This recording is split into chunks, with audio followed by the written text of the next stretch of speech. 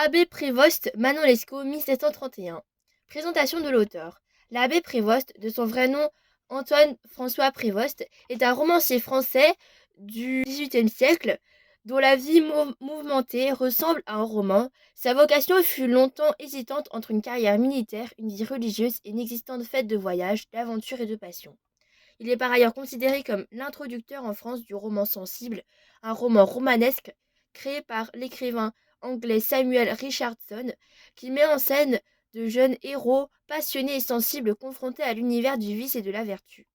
En 1731, il publie dans le tome 7 des Mémoires d'un homme de qualité, l'histoire du chevalier des Grieux et de Manon Lescaut, un roman qui fut jugé immoral en raison de son libertinage et condamné par la censure de l'époque. Le récit met en scène un jeune homme de bonne famille, des Grieux, qui s'éprend d'une courtisane au comportement libertin, Manon Lescaut, qui l'entraîne peu à peu dans l'univers du jeu, du vice et de la débauche. Le lecteur a donc affaire à un roman d'amour atypique, mettant en scène de jeunes héros marginaux, aussi entre vice et vertu. Situation de l'extrait numéro 1. Le texte que nous étudions se situe au début du roman. Il met en scène le narrateur principal des Mémoires d'un homme de qualité, le marquis de Renoncourt, et les deux protagonistes du roman qu'il rencontre ici pour la première fois, alertés par des cris provenant d'une petite auberge de campagne à Passy-sur-Eure en Normandie. Ils cherchent à s'informer du désordre et interpellent des gardes présents sur place. Nous verrons en quoi le portrait initial des deux héros préfigure-t-il la suite du roman.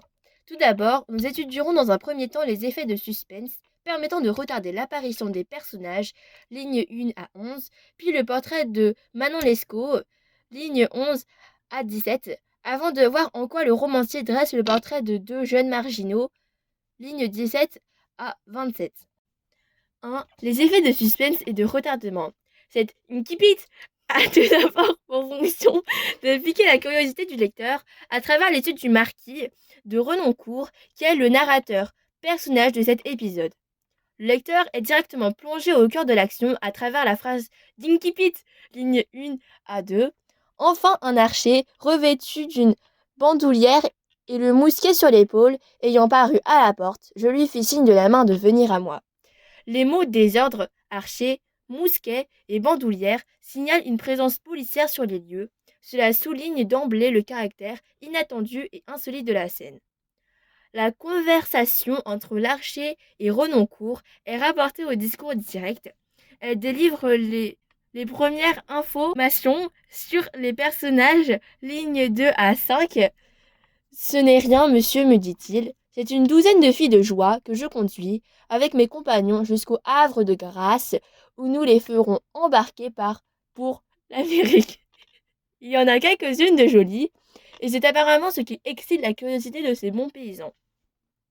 L'expression fille de joie désigne des prostituées emmenées au Havre de Grâce pour être déportées en Amérique, tandis que les mots il y en a quelques-unes de jolies annoncent indirectement le portrait de Manon Lescaut. L'existence des deux personnages est donc placée sous le signe de la marginalité dès le début du roman.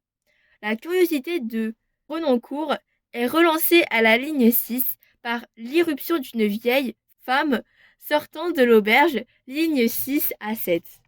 J'aurais passé après cette explication si je n'eusse été arrêtée par les exclamations d'une vieille femme qui sortait de l'hôtellerie en joignant les mains.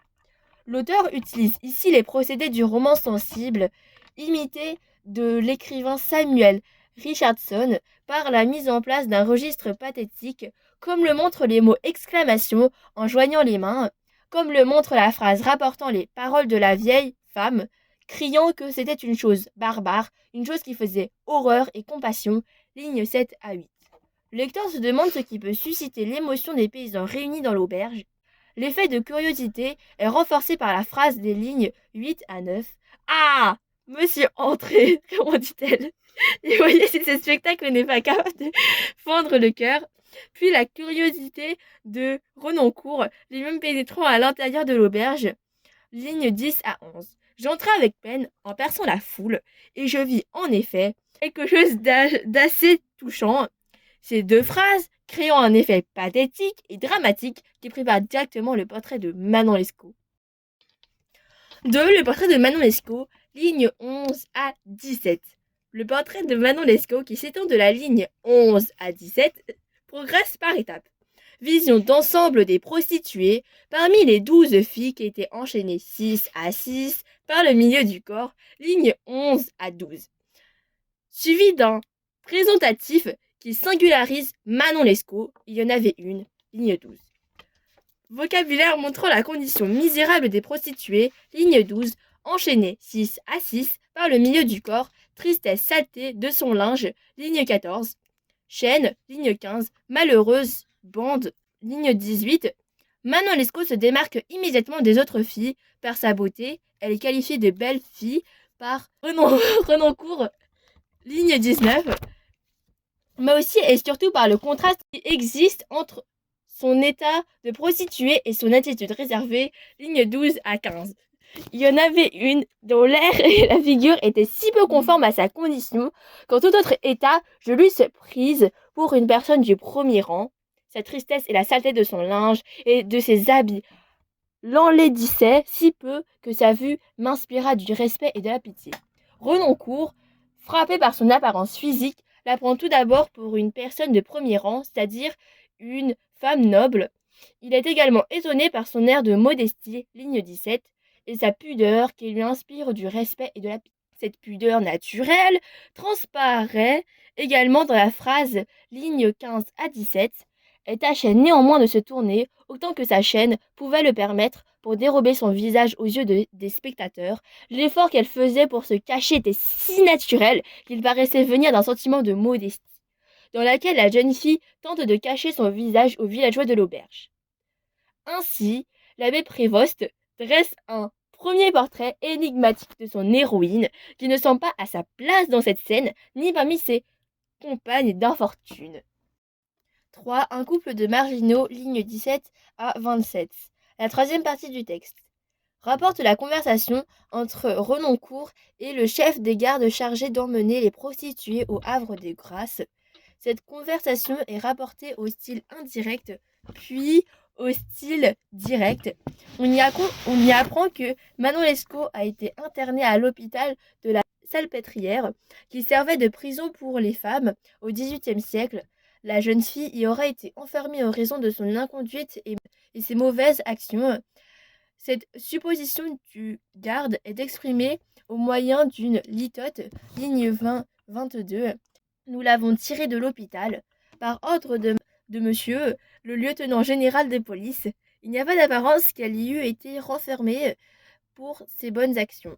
Le texte confirme par ailleurs la première impression laissée par la jeune fille sur Renoncourt, comme le montre la réaction de pitié du garde, ligne 22-24. Mais, quoique je n'ai pas reçu ordre de la ménager plus que les autres, je ne laisse pas d'avoir quelques égards pour elle, parce qu'il me semble qu'elle vaut un peu mieux que ses compagnes.